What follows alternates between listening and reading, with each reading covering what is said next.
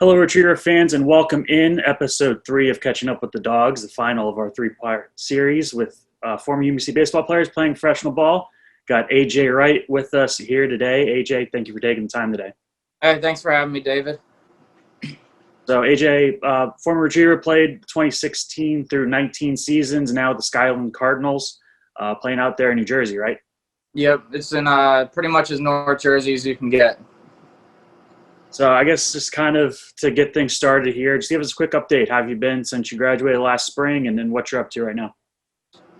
So far I've been good. I've just been kind of moving around coaching these local travel organizations, one that I played in as well, just helping out there. Kind of keeping my options open for pro ball, and luckily I got this opportunity here this summer, even with everything going on with the pandemic and all that. And then, like I said, 4-year starter pretty much for the Retrievers in the infield, had a great career. Why did you choose UMBC, and what appealed to you, not just about the baseball program, but the university also? I think for a baseball perspective, it was the opportunity to go in and play right away, start as a freshman. It's not too far from my house here in New Jersey, so it's an easy drive there. And for the school, I knew it was a very good academic school, something that I thought I'd be able to do well in for 4 years. And then, like I said, a pretty strong 4-year career for the Retrievers. 193 career games, 700 at bats, almost 200 hits, 64 doubles, which is second most in program history. 118 RBIs. Pretty much any kind of all-conference award you can get. All academic, all rookie team, all conference second team twice, all conference first team, and then not to mention the 2017 championship. Just kind of talk about your 4-year career. You know, how you saw it. I think starting as a freshman was a little bit of a big transition.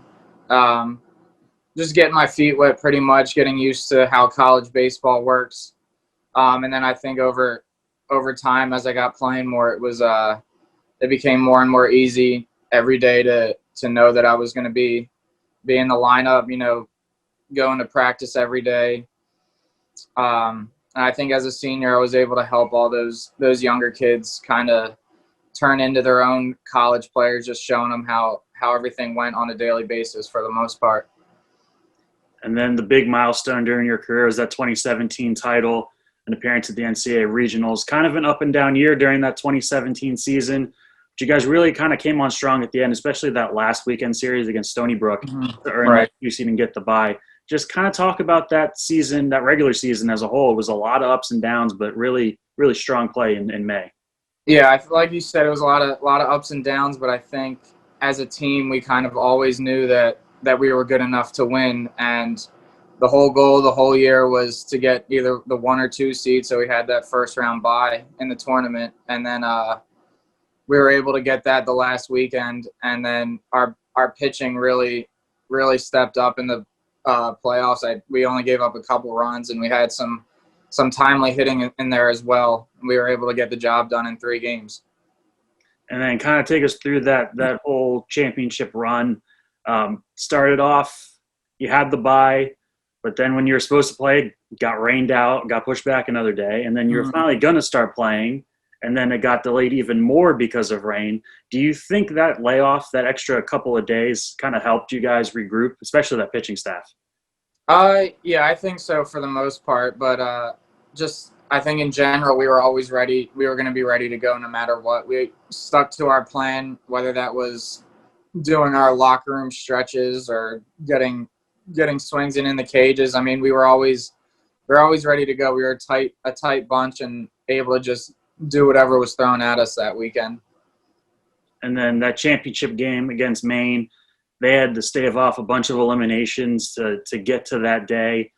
And then just kind of explain to me and explain to the viewers that feeling once you saw that walk-off walk that Zach Bright had, just that feeling you had, that initial reaction of knowing you had the title. It was kind of crazy because at first you're like, did we really just win on a walk-off walk, a 4-pitch walk?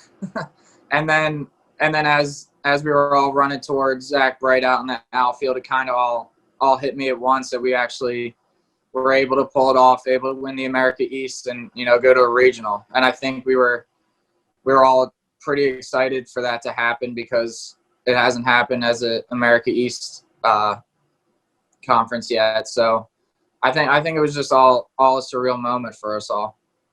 And then the regional was down in Winston-Salem at Wake Forest. Talk to me about that experience. It was only the 2 games, but still a pretty good experience for everyone. Yeah, I thought it was pretty awesome. I mean, a lot of us were familiar with the place down there because we had just went there to play Wake Forest my freshman year. So about a year and a half later, we're going back there. I think we all kind of knew how the stadium played, how the turf was, all that. But it was just in general getting to play in front of probably 4,000 people was pretty awesome that first night against Wake Forest. And then now playing professional ball at the Skylands Cardinals. Kind of talk to me about that transition from playing college baseball into the professional game. So far it's been a pretty good transition. I think the vibes I was getting the first week or so here was kind of like it was just a glorified summer ball, just pretty much the way it went with the coronavirus and all that. But as it got going, that I realized that these players were a lot better than what I've seen before. Just getting to know all these guys here, knowing that they all have the same goal to continue playing baseball. I think it's been a lot of fun so far. And then you kind of mentioned the virus and the pandemic going on. Kind of talk about how that's kind of changed the way you've had to approach the game, coming into games, practices, different types of things to get ready. Yeah. So I came to a tryout up here in January with the expectation of starting in end of April, kind of getting that spring training, the couple weeks of spring training, and then starting in mid-May. And then there were a bunch of times where we just kept getting pushed back, like probably 2 weeks at a time. So luckily back home, I had an indoor facility where I had coached in the fall. I was able to keep getting my swings, keep taking grounders, keep working out, and then just being ready whenever the time came. At one point, I kind of thought that it wasn't going to happen